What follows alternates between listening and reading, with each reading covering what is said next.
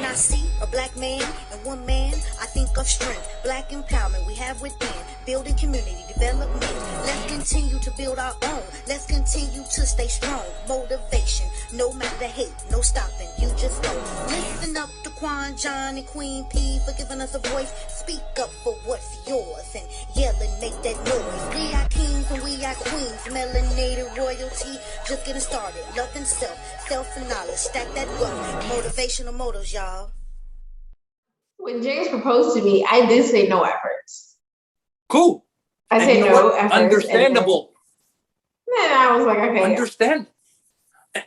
But you know what? Understandable why you would say no. But your situation kind of different. Kind of different. I understand why you would say no, and I would understand why he would wait for you, because I know your situation that you said you went through with James. Cool. I know that. Right. I know how y'all met and everything. Cool. Right. I'm talking about the prototypical relationship. We are together every day, 5-8 years. You want to get married. Y'all living together already. Let's say this. Y'all, listen. Y'all living together for 8. Like I said, me and Jim was together for 12 years already. It happens. Yeah. Y'all living together. And you, push mistake, say, hey, James, I want to get married, man. And he like, no. Oh, yeah. Okay, then yes, we have a problem. Thank you. And hold up now. Keep that thought, because Jenny said the same thing. Why shouldn't a man have the problem then? When he should. You did not previously said, okay, y'all were together for so many years, y'all living together, maybe you have kids. But if this is like, let's not put the kids into it, because the kids makes it okay, fine. No kids. But if you're together for almost a decade, then yes, there's a problem when you want to say, okay, let's get married, and the other person says no. But like, I feel like nowadays, a lot of people be proposing like out of nowhere in such a short amount of time. And for the woman or man, it doesn't even matter who's doing the proposing and who's being asked. Right. I don't think there's a problem for them to say, no, I'm not ready if y'all only been together for like a year. That's different. Right. That's different. I mean, you know what? The years does, you're right. It means something. You know what I'm saying? When I had this discussion with my wife, like I said, she couldn't see the standpoint I was making as the man. I said, baby, she said, well, you know, maybe she's not ready. I said, okay, well, turn it around.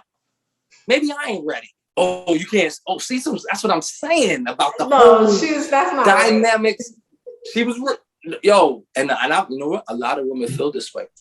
And that's part of the evolution of the whole matrimony thing. Okay, we can't even agree on getting married. How the hell we gonna get married and agree on a marriage?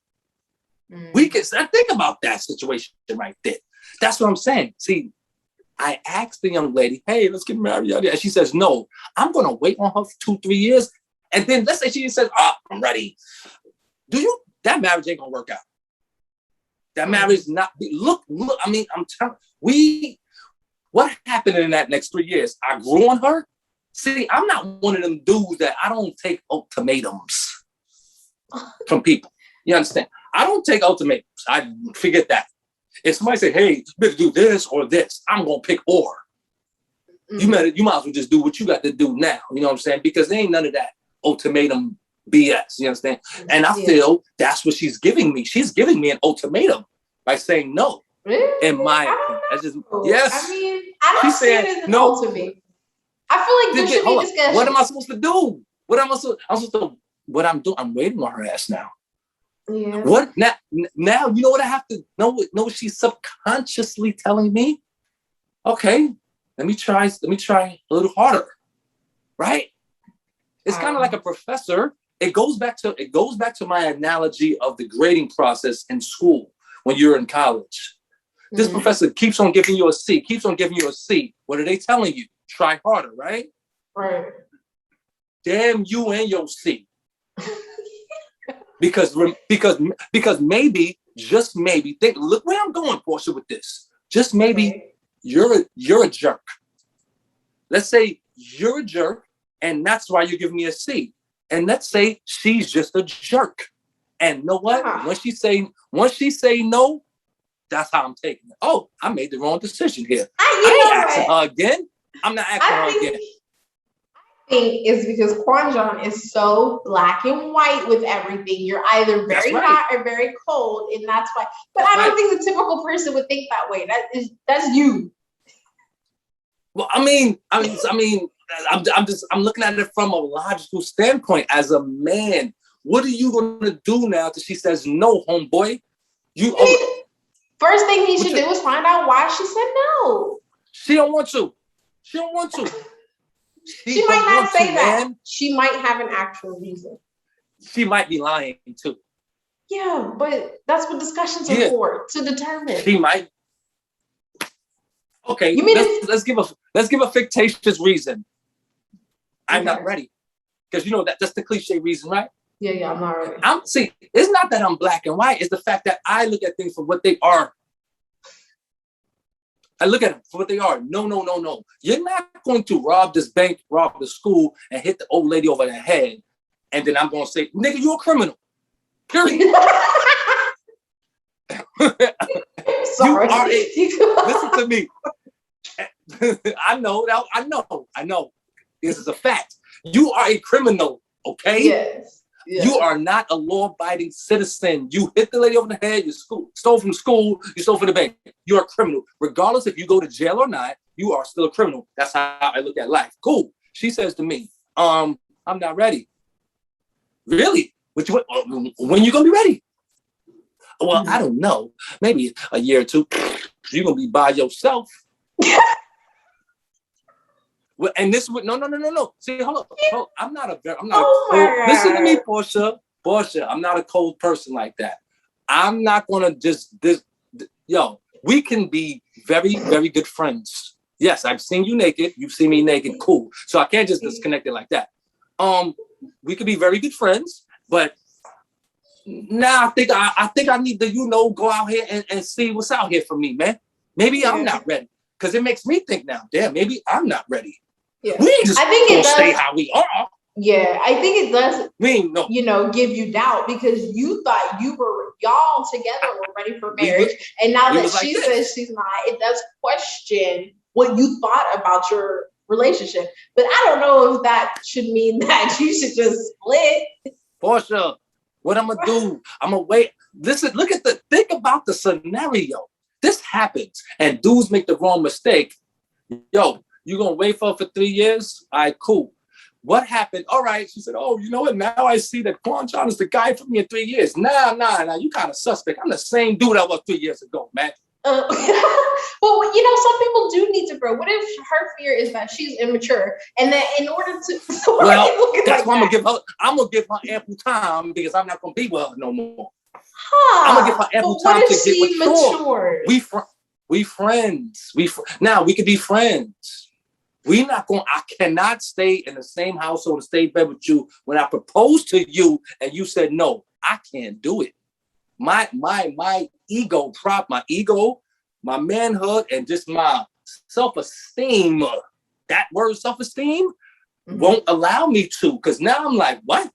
What she think? She crazy? Because what a lot of men don't, and I understand it. It be for the women anyway. The wedding is for the women. You understand? But I'll talk about that later on. Now I'm saying to myself, oh, well, she think it's something sweet out here, like Kwanjan is. I'm a clown. So you're taking what I bring to the table for granted. Well, you know what? You go out there, and I want you to date. I want her to date. See, I'm being fair with her. I want you to go out there and date men, and then you come back to the table. I might not be at the table when you get back, though, but you come back to the table and let me know. Yeah. Because that's called self-esteem. Like, yo, I think what I have is very genuine, me. Yeah.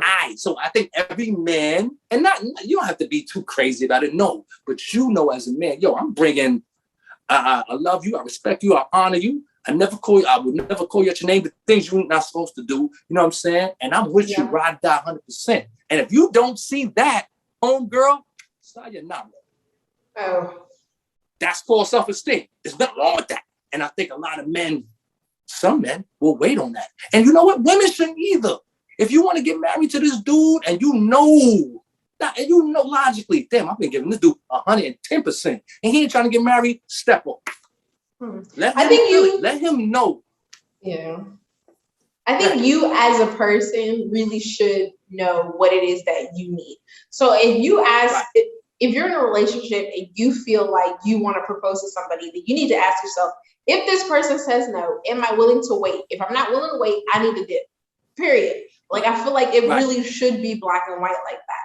But I feel like, it depends on the person. What if the girl says, I do want to marry you, but I feel like I'm not mature enough and I don't want us to make decisions in our marriage that would lead to it being destroyed later, when we can take this time to grow as a couple before we make that commitment. And you know what? But I would say that thank you. And I would say, you know what? Thank you for being so, forthcoming. But you was mature enough to move in with my ass. That's what I would say to her. If we was living together already, you was mature enough to move your stuff into my crib. You understand me? You was mature enough to do that. That's good. Now, if we live in apart, that's another thing. If we live in apart, she has a valid argument. She has a valid argument. If we live in apart, yes, you know what? Damn, she's right. See, I wouldn't do that. I would only propose if we are already acting like we're married. Because when you live together, there it you're is. acting like you're married. Right. You're acting married. That's what I'm saying. But hold up. So, you want to act married but not get married? So my wife is telling me, oh, no, that's petty for you just to walk away. What you mean that's petty? No, that's called self-esteem. That's just knowing what you got. Like, no. We're not doing that. See, a lot of women, they want men to, they want men to act like that they're the treasure. We the treasure too, man. Yeah. For real. No. You know what I'm saying? And you can't, and no, she is no doubt, she's the treasure, but you are too, man. Yeah. Because if you just go out here and act like your wife is the treasure and you'd have just been so lost without her, you're stupid, because it's not true. Know why? Because you'd have found another girl. The reality of it. You would have, you know what I'm saying? But you happen to find her, y'all love each other, boom. So let's see, I'm kind of cut and dry. Come on, stop. Like, let's not play around with this situation. Don't play with me. You understand? But I wanted to get into another situation after you do get married. Let's say I do wait for her knucklehead self. And I say, all right, well, I get married to her. And 3 years down the line, we have little Junior. The next evolution, the next chapter of the marriage process. When you have little Junior, woo, now you really get to see who one another is under pressure. Yeah. Because in the beginning, there's really no pressure. You're together, boom, boom, boom, done. You love each other, you pay your bills, you laugh, you fight, you get over it. It ain't that cut and dry when little Junior around. Right. Laughing, and I can't. Especially the fighting. Yeah. You definitely need to talk about that one. Because I don't know that one yet, but I guess our relationship is different. It's not typical. So we have had pressures in the relationship without having children. Okay. Right. And you know what? And you're right. Because of the trajectory of your relationship, I'm quite sure y'all have. Because just because on what, you got the cultural differences, first and foremost. Yeah. The cultural differences. You get from here, he's from here. That's absolutely. Me and Chen, like I said, my wife is from the West Indies. However, she was Americanized when we got together. However, there's some things that I had to understand about her. She had to understand about me. And there's some things that I had to adjust. And some things she had to adjust. Or it was just going to complicate the marriage. Exactly. I think that's a big part of the evolution. That trajectory, right. Like when you're on that path, when you're in the middle of your evolution, I know James and I, we still have a long way to go. We still have a lot of evolving to do. But one of the first parts of the evolution was adjusting. And it sucked. Even still. Like, it sucks. It has to suck. You know what I'm saying? Yeah. Bad things happen for good reasons all day. It has to suck. If somebody's with somebody, if you are listening out here and you're in a relationship, marriage. And you saying, hey, this is great. And you say, this is great like that. He's probably abusing you. What? Okay. Or doing what I told you that happened to my former friend. You understand? That was a former friend of mine. Yes. She was with this guy for 7 years, Portia. Mm-hmm. They was living together, had the baby and all that. He proposed, not her. He did. Mm-hmm. And he had another family in another state. That, like that in itself, you like, oh, that's crazy. You understand? So I say all that to say, it's something like, yeah, you could be with somebody and all that. Yeah, no, when they say you could be with somebody for 25 years and not know them, no, that's not true. No. They're showing you who they are, but you're choosing not to see. Okay? Yes. So that person that says marriage is great. No, it's not all the time. No, not all the relationship. I'm reading right now Jordan Peterson right now, and I would say, you know what? Everyone, look him up on YouTube. Read his books. Dope. Jordan Peterson. He's a Canadian psychologist, and he say a lot of profound things about the whole relationship thing. And I think we've discussed this about, even the act of arguing with one another. In the beginning, you just want to win the argument. You understand? But as you get into the marriage and relationship, 10 years, 15 years, you don't want to win. You want that person to win so you can say, damn, that is a valid point. You know what I'm saying? Because if you just want to win, that relationship isn't evolving. It's not growing. If you just want to win the argument for the sake of winning the argument, that relationship they should divorce. You want this, I want you to state what the hell you are talking about so I can say, damn, you know what?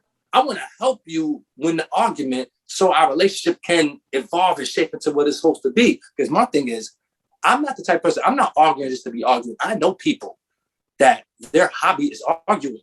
You understand? Mm-hmm. That's their hobby. That's what they do. They love it. But they never get anything out of it. Anything. Let's argue for an objective. That's a part of the relationship. That's part of the marriage, the confrontation. Let's argue for an objective. Okay, cool. What you want to do? Now, I don't feel like I want to do that. Why? You want to do that way? I don't feel like we should do it that way. How can we take 2 of my points and 2 of your points and put them together? All right, I had 5 points, you had 5. Let's take 2 and 2, put them together. Boom. You know what I'm saying? How can we do that? Yeah. So now, when you got little Jasper Jr. around, how do you argue constructively? Because there is a bad way to argue. You know what I'm saying? Mm-hmm. I grew up in a house, so my parents argued all the time. All the time. And it wasn't constructive. Right. So with me, and Jenny did too. She grew up in that type of household too. So I guess when we came together, we didn't want our children to see that non-constructive argument. Mm-hmm. So when we argue, she go to her corner, I go to my corner, like a boxing match, right? Right. You understand? You box, you're coming in, you box, and then you go to your corner. You understand? And you don't come out your corner until you're supposed to. You understand? For real. Yeah. So I don't know if that's a good or bad thing, but it's just our thing.